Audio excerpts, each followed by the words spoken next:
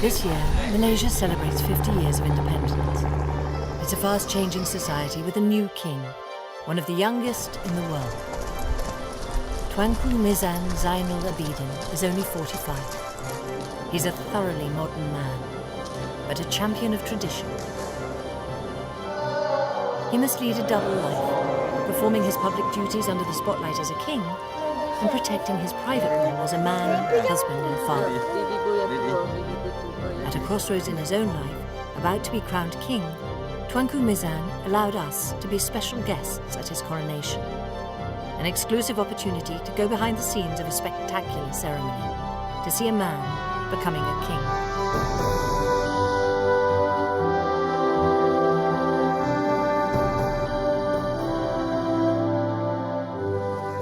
The Royal Palace in Kuala Lumpur. Here, in just a week's time, a new king will be installed.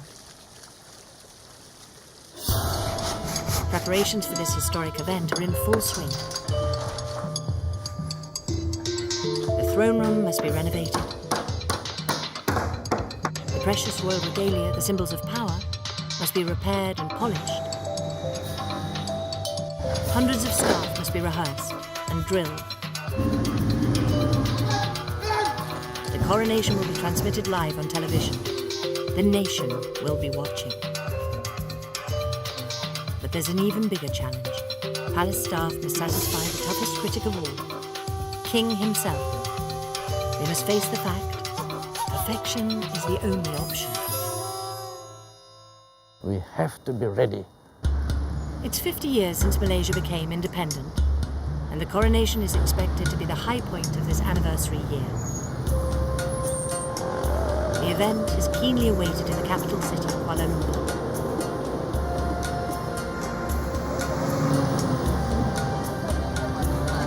KL, as most people call it, was once a Wild West town made wealthy by tin mining.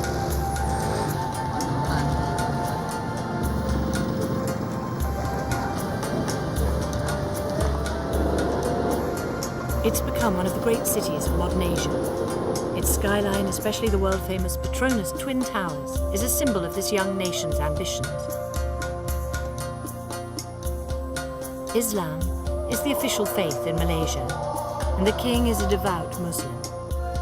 But the nation is a melting pot of different peoples and faiths. And it is the only elected rotating monarchy in the world. Peninsular Malaysia is a federation of states. 9, the majority, are ruled by sultans. The king is chosen from among them, this time from the state of Terengganu.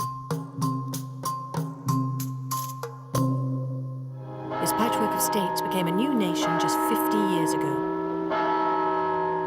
On August 31st, 1957, the very first Prime Minister, Tunku Abdul Rahman, declared a united Malaya independent.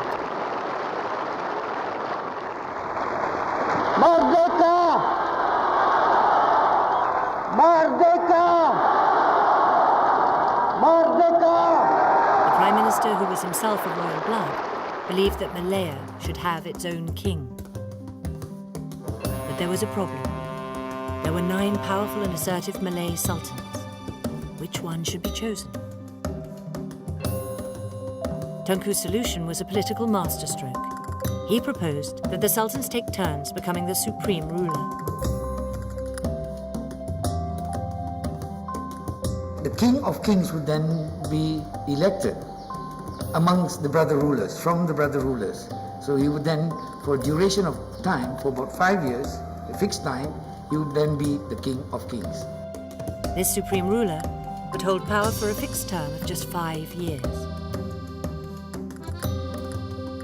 All of the sultans would get a chance to be elected king over time, and the world would have its one and only rotating monarchy.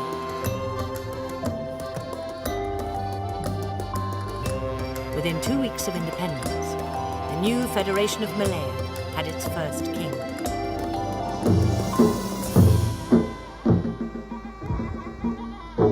Daulat Tuanku.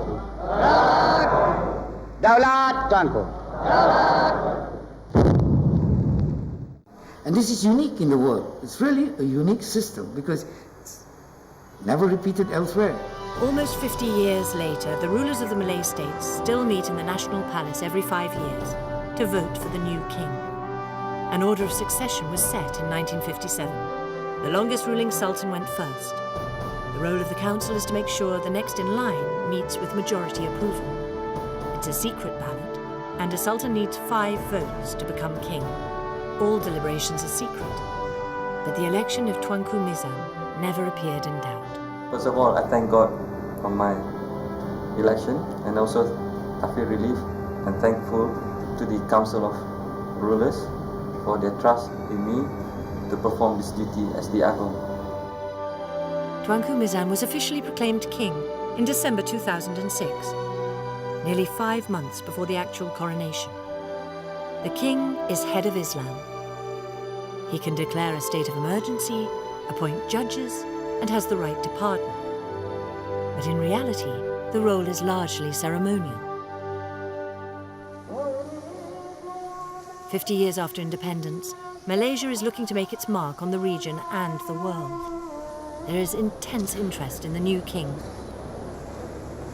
It will be a testing 5 years as he strives to reconcile the old and the new, progress and tradition. What kind of man can carry such a heavy burden on his shoulders? It's less than a week to the coronation, but Tuanku Mizan already has a crammed schedule of royal duties. Today he visits the Araudia stables near Kuala Lumpur for a meeting to promote Malaysian sports. The king is passionate about many things, but as he settles into his new job, he must balance his own enthusiasms with public duty. It is a task that he was trained for from birth. Tuanku Mizan Zainal Abidin was born in 1962. The family has a long and distinguished history. His grandfather served as the 4th king in the 1960s. As he grew up, the prince enjoyed the privileges of royal family life and learnt its complex rituals. In spite of the pressures of royal duty, his parents valued close bonds with their children, a tradition the new king guards with his own family. The young prince was educated at local schools and is remembered by his school friends with affection. Taman alam persekolahan, tuanku ni masih lagi mengingati kawan-kawan sekolahnya.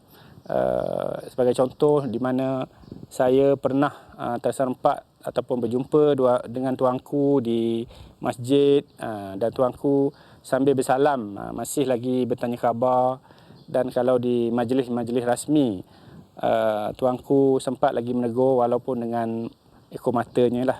When he was 17, the future king was appointed Crown Prince and went abroad to finish his studies at Geelong Grammar School in Australia. The school has scores of other distinguished alumni, including Prince Charles and Rupert Murdoch. Probably I had a culture shock maybe, because I've never been out from the state, being in a new place, a new culture. On top of that, being in a boarding school was very tough for me in the beginning, especially the first 3 months.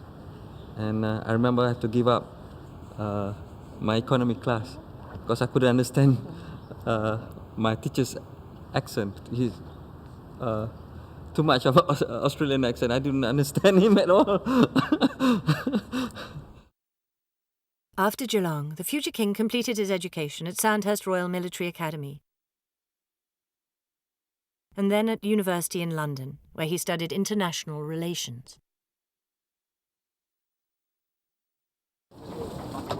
By the time he was in his late 20s, the future king had a job as a high-ranking land officer in Terengganu and stood out as a keen and adventurous sportsman. His latest passion was diving. And the exotic islands off the coast of Terengganu offered many challenges.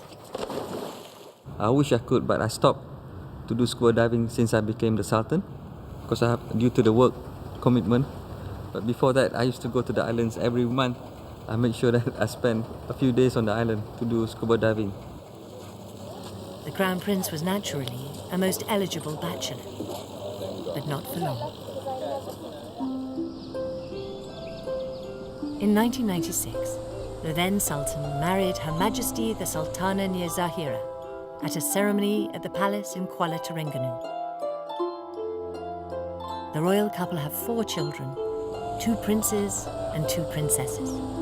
As Coronation Day closes in, the palace in Terengganu is a secure refuge for the royal family. The Queen plays the lead role in balancing her family's needs against the pressures of royal duty. The royal family makes the most of its moments together. No space for you. No. I'm holding it because you're the holder. She's the one who organized the Baby, baby. The king has a full schedule. Oh yeah. His eldest son schools abroad. And the Queen has a busy life as a wife, mother, and public figure in her own right. The biggest, but the big one. One of the biggest. Not one. Abang kakak, mana Kuash mana? How old is the baby elephant? Tak mandi? Kelas 1 je. What? The youngest one is how old? Like a poof. Baby boy yang tua. Photos from a recent family outing to an elephant sanctuary bring back fond memories of togetherness, something the Queen values highly. We always have open communication. We communicate a lot and we do things together a lot as well, you know. And we try to, you know, have dinner. We try our best to have at least dinner together. So like the saying goes like this, you know, family who eats together, stay together. The Queen plays an important part in public as well as private affairs. For the coronation, she has overseen a makeover of the throne room. The old one was considered rather dark, and the Queen wants a very different look. A team of designers, led by Italian-Malaysian Stella Chua, has been hard at work for more than 3 months. The Queen, she wants to rejuvenate this place and to lighten up everything.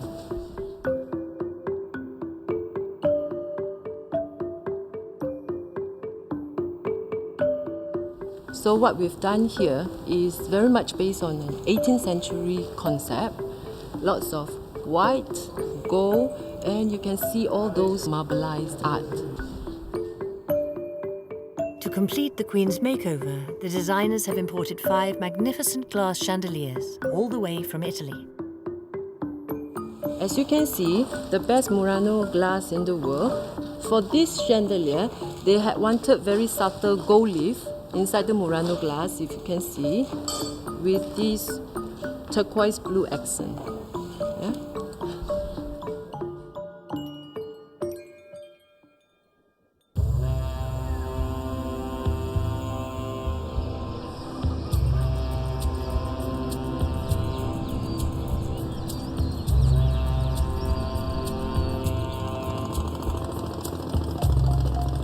The preparations of the coronation are a reminder to the people of Terengganu that the King and Queen will now have to divide their attention between their home state and the nation. But the King's attachment to local religious life will be unbreakable. Terengganu was the first Malay kingdom to receive Islam and is known as the abode of faith. Mosques are a focal point of everyday life. Supporting them has always been a priority for the sultans.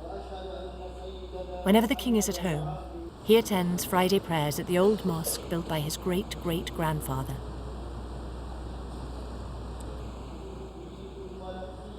It is an essential duty. Friday prayers is a must that every Muslim has to perform the prayers every Friday, and I, being the head of the religion in Terengganu, I have to perform my duty, and at the same time, it is my opportunity to meet up with my subjects. Anybody has access to the Sultan before prayer, after the prayer, because you salam to everyone. It's a very civil relation, a very close bonding relationship between the Sultan and his subjects. It's not something that there is a distance and you've got to follow protocol. Of course, if I'm invited to the palace, then I would have to follow protocol. But in a public domain, like in a mosque, then we are all equal. And he is a worshipper just as anybody else.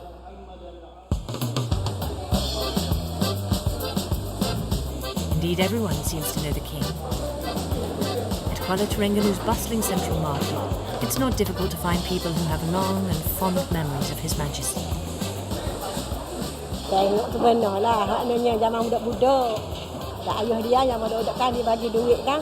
Zaman kita kecil bagilah duit gitu. Lepas tu mereka dah stok ki. Masa ayah pun bagi duit juga kan. Budak hari Minggu memang dia bagi duit. Rasa gembira lah.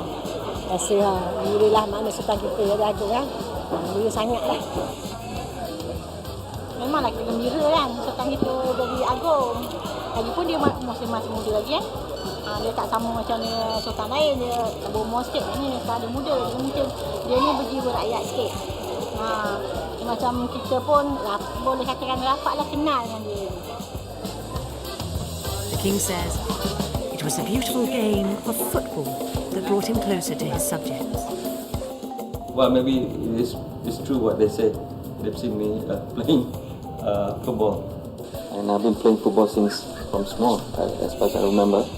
And I've been playing football with the kampung people, with my staff, and with my school friends, my cousins. It's been my passion at that time. Since childhood, Tuanku Mizan's enthusiasm for sport has never waned. Today, his passion is for all kinds of equestrian sports, in particular endurance events, where riders and their mounts can compete over courses of more than 100 kilometers. Well, I started riding when I was about 7.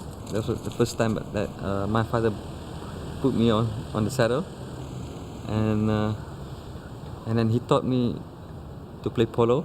We played polo together for a while until he stopped playing polo, and then I stopped playing polo, and then there's a gap of like 15 or 20 years before I started riding again.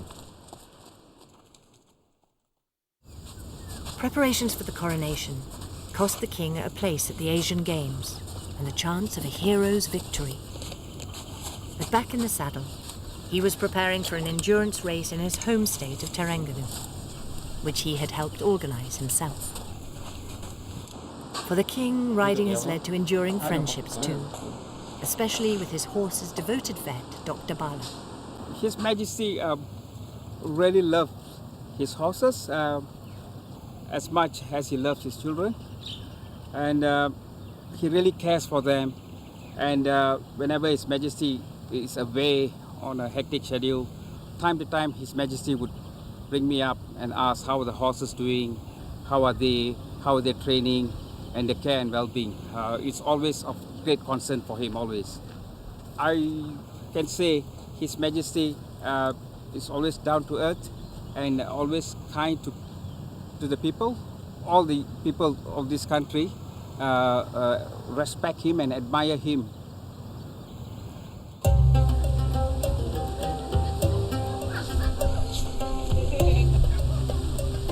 That respect and admiration is mutual.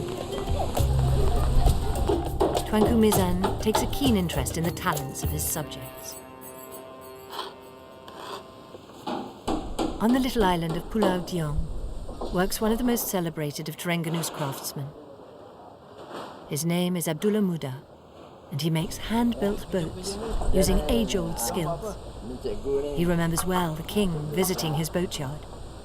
Satu masa tu, saya turun dari rumah. Polis trafik datang ramai. Dia kata Sultan Mizan nak datang. Dia memang dia lacak sebab saya baiki satu perahu daripada Belanda masa tu tahun 1997. Papan keping, tapi saya ada galau sikit lah. Tapi dia naik atas papan tu, papan keping tu dia boleh naik. Kalau sultan-sultan lain dia tak nak naik atas papan keping itu. Abdullah knows the world is changing, so he has found new uses for his old skills, making yachts for millionaires and pleasure boats for tourism. I admire him because I feel that he is a living heritage, I would say, because everything, his knowledge about boat buildings are all kept up here in his mind. He's the traditional part. And the other part is that people still comes to him and ask him to build modern boats. I think it shows how great important it is that tradition and modern can live together. Tunku Sultan Mizan embodies the 21st century. He carries the past, right? And he is ready for a future. Look at his education background. He is from Geelong Grammar. He spent time at Sandhurst. Got himself a degree from a British university, right? So he has the global exposure, and he comes back ready to lead.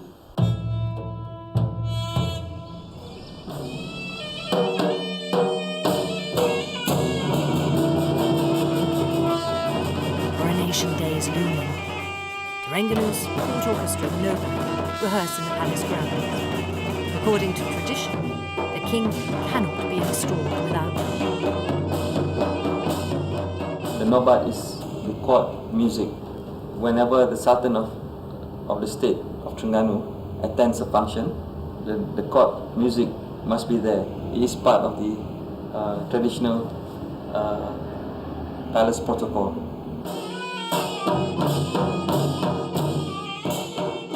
The players are not just any band boys. I mean, they are people part of the court, and they are entrusted with the responsibility of keeping the tradition alive.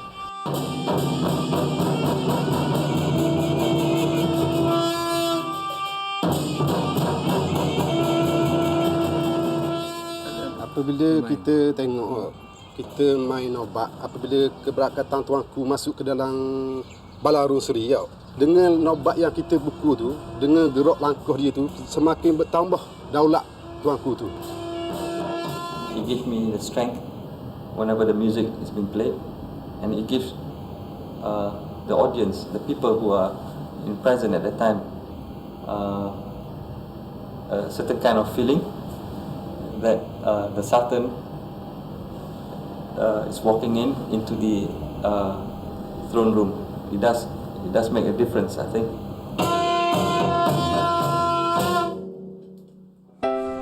Tuanku Mizan's philosophy is defined by protecting the past and embracing the future.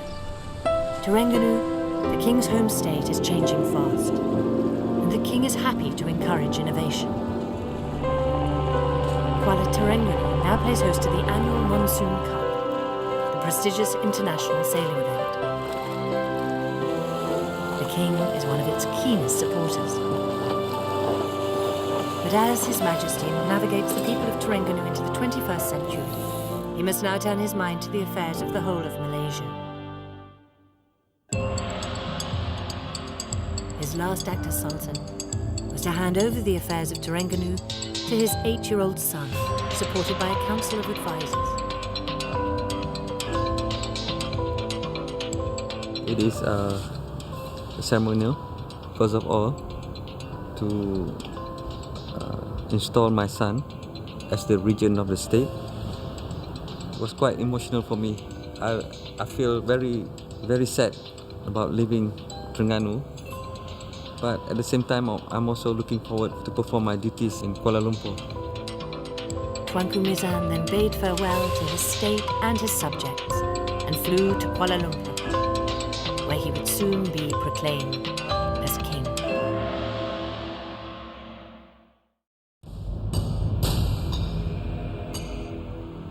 It's a week to the coronation, and in the royal palace rehearsals are underway. The climax of the coronation ceremony, when the king and queen sit on these thrones, must be faultless. Palace officials rehearse the crucial moment when they approach the throne, accompanied by the sound of the Nobat. Music and action must be in perfect harmony. The Grand Chamberlain will present the king with the royal regalia, including a ritual dagger called a kris. King and Queen are too busy to attend. Stand-ins will have to do. On the day, timing will be everything. The choreography of this vital moment must be immaculate. The man in charge of rehearsals is the comptroller, Dato' Wan Safian. It is Dato' Wan's first coronation, and he knows he faces a formidable challenge. Most of us are very eager to face the D-Day because this is the climax of it.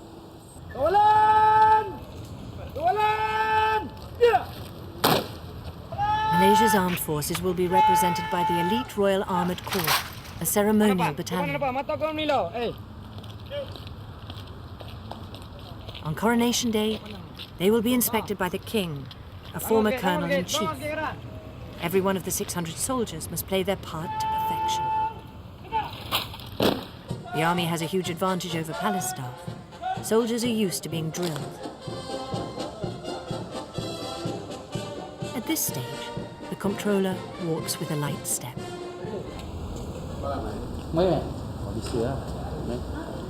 Outside, the court musicians arrive. Just as well, since according to custom, the traditional instruments of the Nobat must be played at the coronation of a king. This is part of the instrument, you know, solely from Terengganu.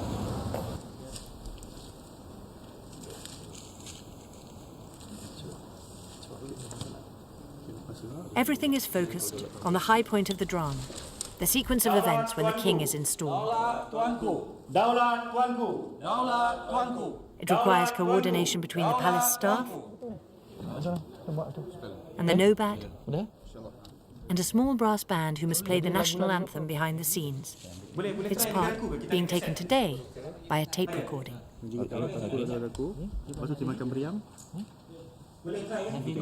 Today, nothing seems to go quite right.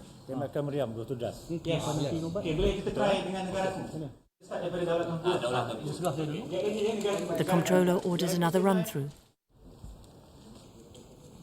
Daulat Tuanku. Daulat Tuanku. Daulat Tuanku. Daulat Tuanku. Daulat Tuanku. Daulat Tuanku. It's just as ragged as before. No one remembers to switch on the recording. Lepas habis Daulat Tuanku,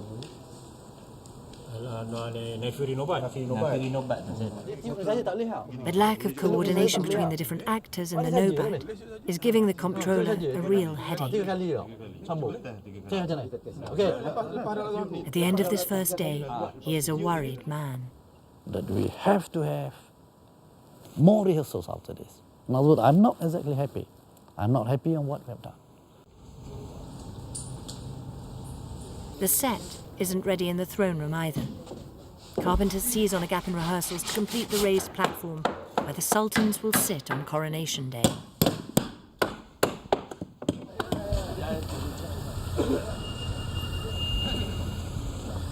As the palace prepares for his coronation, the king has his own very busy schedule. Even games of golf are a royal duty. But it's also one of the ways the king likes to relax. It's almost the last opportunity he'll get before the big day. Today, he must play a golf tournament at the Mines, a luxurious new leisure resort in Kuala Lumpur.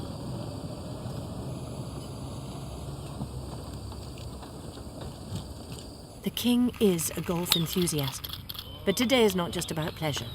He is leading a team of palace staff against a rival squad from KL Town Hall.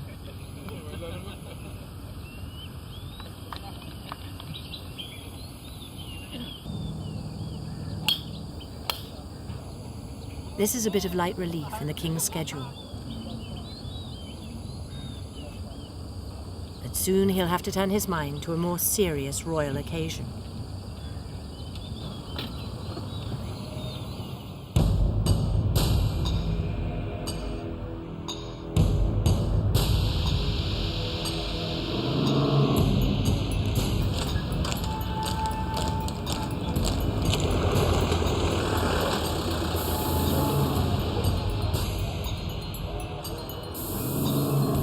For the vital second rehearsal, reinforcements arrive in the shape of the Grand Chamberlain. Raja tu datang, dia naik dekat Tunku Farrokh Hussain will play a key role at the coronation ceremony and be the eyes and ears of the king as the palace prepares.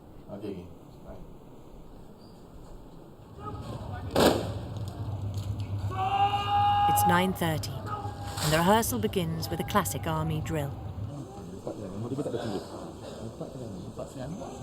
Everyone hopes that the problems at the first rehearsal can be solved with such precision. Time is definitely not on their side. But still, the crucial action in front of the throne refuses to sync up with the Nobat, who play on for much too long.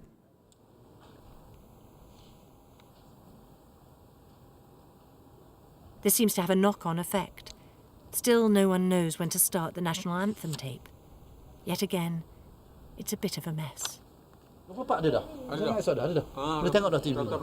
problem is that the Nobat's music is sacred and must be treated with care.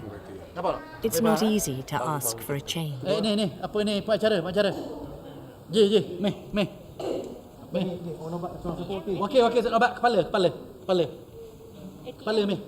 It's time for a crisis meeting and some tough talk. Assalamualaikum warahmatullahi wabarakatuh. Okey. Saya minta perhatian semua ni yang terlibat ni. Saya tak mau kata-kata, saya tunggu ni. Tak payah dulu. Nampak tak? Kita dah tahu this step. Okey, next main. Next Nobat. Next military. Jadi you kena tahu dah. Nobody must sleep. Tidak ada seorang pun dia akan terlalai at any time. That is very, very important. Kita mesti alert at all time. Boleh tak? Boleh clear tak? After this, there is no way mesti perfect dah. Mesti perfect. Tak boleh dah. Tak apalah, besok ada lagi. Tak apa, besok ada lagi. Tak boleh, tak boleh. Saya nak ulang sini. Dengan tadi, kita malu. It's a failure untuk kita. Untuk kita lah. Bukan failure apa. Tidak ada koordinasi. No coordination. Betul tak? Kita independent. Kita independent. Tak boleh. Ni kita nak lepas ni perfection. Boleh faham sama tak? Boleh faham tak? Boleh faham? One has got to be to coordinate. That meeting lasted most of the afternoon. With just 3 days to go before the coronation, the most important moment, the dramatic climax itself, is still not right. You take berikut tak masa siapa sebenar? Berapa masa sebenar? Berapa ni? Next comes the full dress rehearsal, and this time the palace staff are aware of a very important visitor. The rehearsal on the 24th, the King and the Queen will be coming. So both their majesties will see us from upstairs.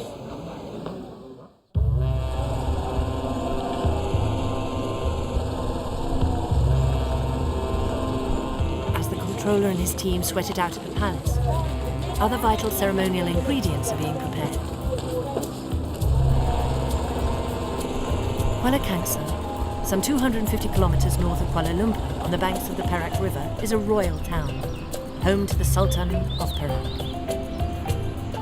His opulent palace dominates the landscape. Not surprisingly, the people of Kuala Kangsar have a special relationship with the Malaysian royal families.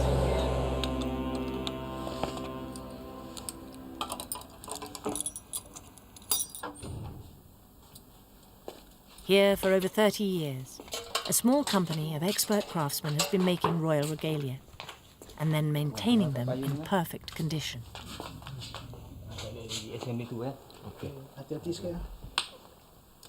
They are always very busy before a coronation.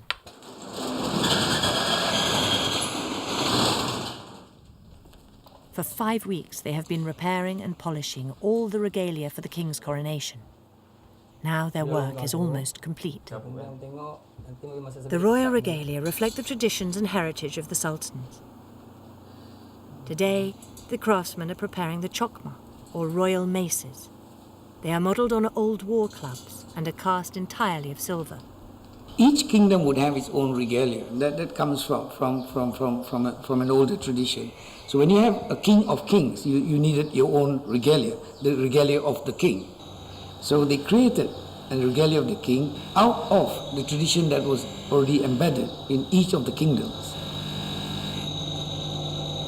So for example, the kris that is part of the Yang di-Pertuan Agong's regalia, that kris was made of 11 krises from different states of the original Malaya.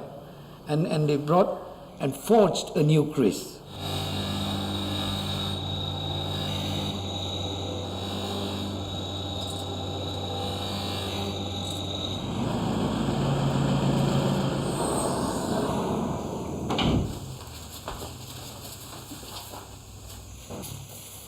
The regalia leaves Kuala Kangsar in time to reach the Royal Palace in Kuala Lumpur for the dress rehearsal.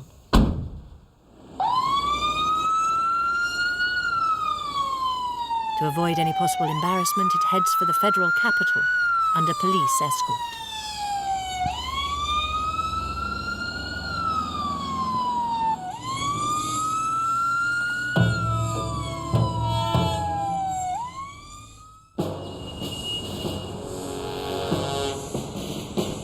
It's the day of the dress rehearsal. The king arrives for a progress report. He will be watching the run-through from a hidden position.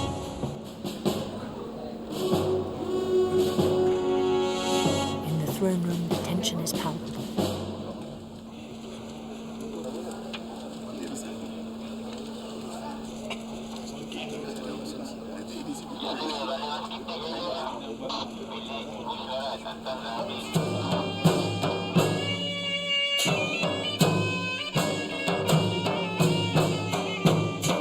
This time, all goes well. The timing of the music and action are near perfect.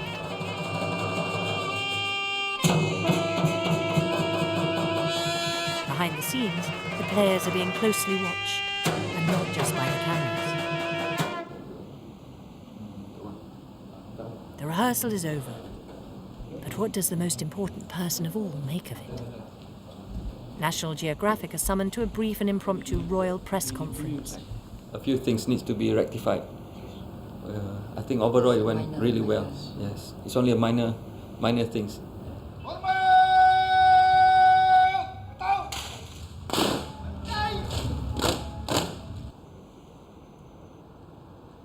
Next, the king pays a visit to the throne room. It appears that he has a number of suggestions to make. I asked them to make some only minor changes. The curtains behind the throne, but I look at the curtain, it's not properly been drawn, and then there's a camera lens jutting out from the from the curtain. So I thought it was quite obvious, seeing from upstairs, like I'm seeing from the audience point of view, on TV. So I thought, they should do something about it.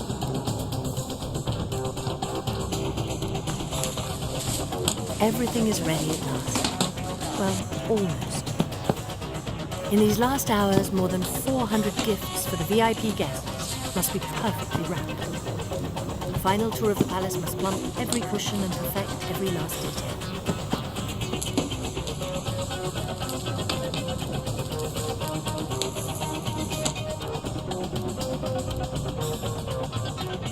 The waiting is almost over.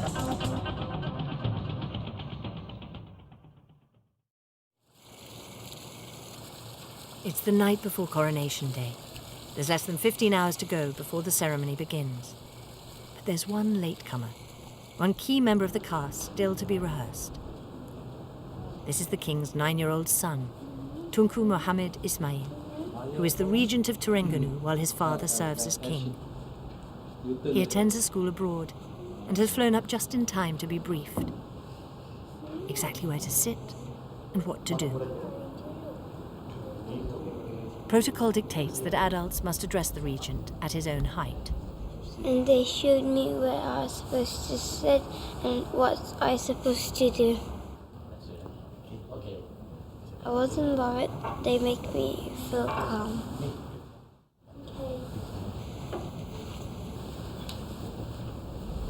For tonight, what he needs is a good night's sleep. So it's time to leave with his older sister for his home and bed. The meeting proves worthwhile. It's revealed a last-minute problem.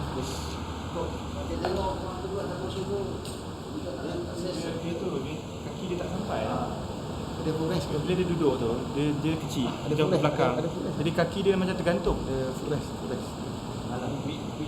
Tak ada bantal-bantal di belakang tak ada. Sebab kalau orang lain Pusing besar. boleh sebab dia small size. Jadi bila dia duduk Dia dia punya kaki compare dia tak ni, sampai. Pusing besar lah. Kata Tak apa, tuan aku kejap je. Berapa lama? Tak berapa kejap. Lama boleh tak? lama Lama. Tapi takut nanti bila tuanku pemangku berangkat tiba nanti dia ikut tangga ni tadi tu. Tak bagi tahu. Dah bagi tahu dah kan? Dia kena lalu. Saya tak tahu nama dia. Tak nama tarik dia. Takut lalu depan tu ada Ada orang. dah 2 kali dia tahu ni. Ke tangga je. Tak. Saya suka nama.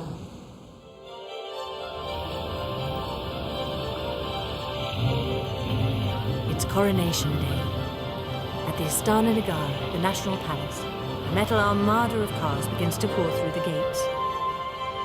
Hundreds of VIP guests are expected to arrive from all over Asia. Parking 200 top-of-the-range limousines is a valet's dream.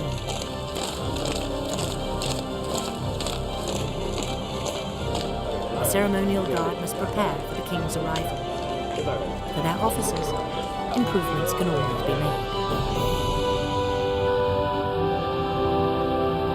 Precisely on time, the king sets off on a short but historic journey to the National Palace.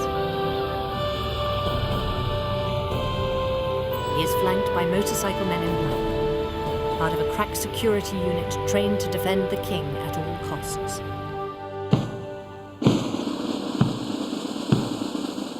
At the palace, his first duty is to inspect the ceremonial guard.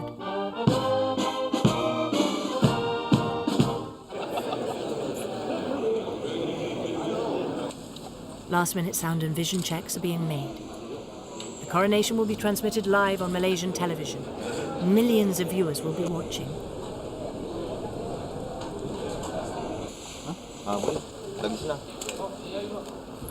As the appointed hour approaches, the finishing touches are applied. The Grand Chamberlain makes one more last-minute check.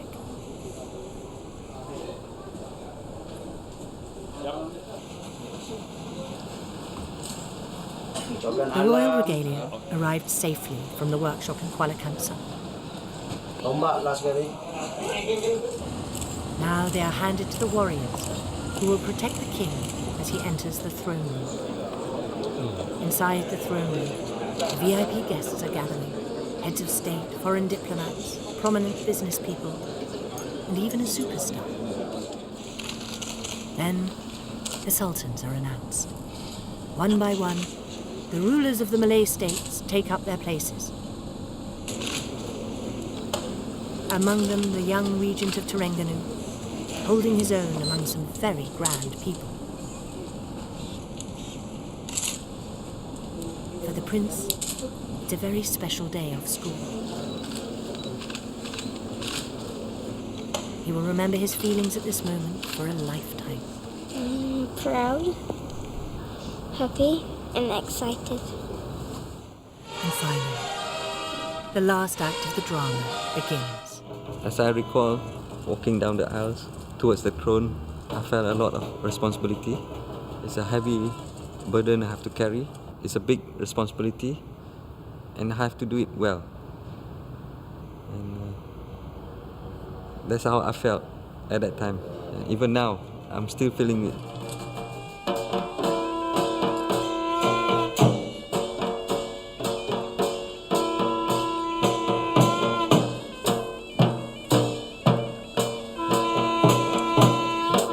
The Nobad plays Tuanku Mizan to the throne. After that, the Grand Chamberlain recites from memory his ceremonial greeting.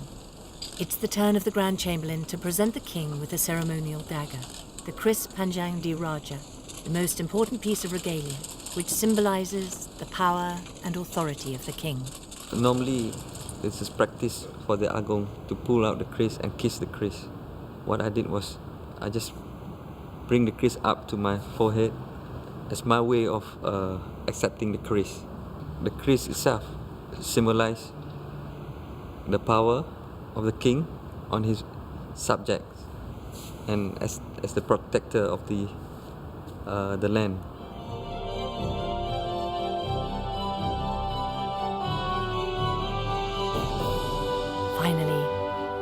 Tuanku Mizan pledges an oath to the nation. Beta akan menjalankan seadil-adilnya pemerintahan bagi Malaysia mengikut undang-undang dan perlembagaan negara serta memelihara dengan sempurna setiap masa agama Islam dan berdiri teguh di atas pemerintahan yang adil dan aman dalam negara. Daulat Tuanku. Daulat Tuanku. Daulat Tuanku. Daulat Tuanku. Daulat Tuanku. Daulat Tuanku. Praises to them. I think they've done really well. I'm very proud of them. I have full confidence in himself, in Tuanku, to carry out his duty as Yang di-Pertuan Agong, the King of Malaysia. InsyaAllah.